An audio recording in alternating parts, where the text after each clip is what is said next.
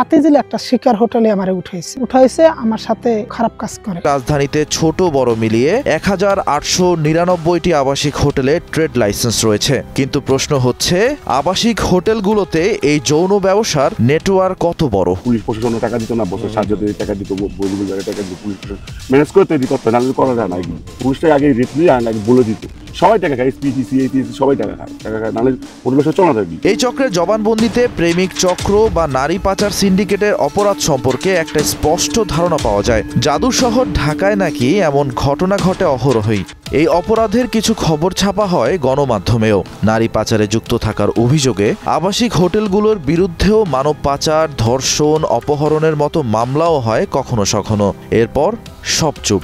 ঢাকার 2 সিটি কর্পোরেশনের তথ্য মতে রাজধানীতে ছোট বড় মিলিয়ে 1899টি আবাসিক হোটেলে ট্রেড লাইসেন্স রয়েছে, কিন্তু প্রশ্ন হচ্ছে আবাসিক হোটেলগুলোতে এই যৌন ব্যবসার নেটওয়ার্ক কত বড়?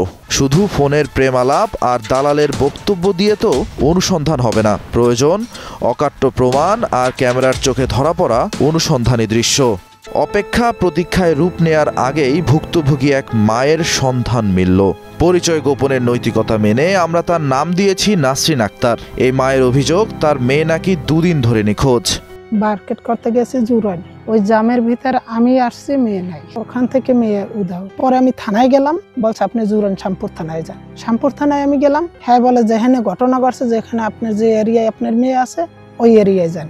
তো ওই এরিয়ায় গেলাম, হারা বলে যে আপনি অন্য ব্যবস্থা করেন, করে যান। মেয়ে হারিয়ে যাওয়ার 48 ঘন্টা পেরোলেও স্থানীয় প্রশাসনের কোনো সহায়তা পাননি নাসরিন। এরই মধ্যে অচেনা নম্বর থেকে নাকি নাসরিনের কাছে তার মেয়ে, যার ছদ্মনাম দিয়েছি আমরা সাদিয়া, তার একটা কল আসে। গ্রুপ কলে যার সাথে কথা বলতাম ওই হারুন আমারে নিয়ে আইছে, হাতিঝিলে একটা শিকার হোটেলে আমারে উঠাইছে আমার সাথে খারাপ কাজ করে। বলছে এইটুকি যে মা, আমি যে তোমার সাথে কথা বলছি এই নাম্বারে তুমি আর কল দিও না। নাসরিন ততক্ষণে বুঝতে পেরেছেন যে তার মেয়ে সাদিয়া প্রেমিকরূপী ভয়ঙ্কর এক নারী পাচারকারীর ফাঁদে পড়েছে। কথোপকথনের মধ্যেই সাদিয়া একটা হোটেলের নামও জানায়।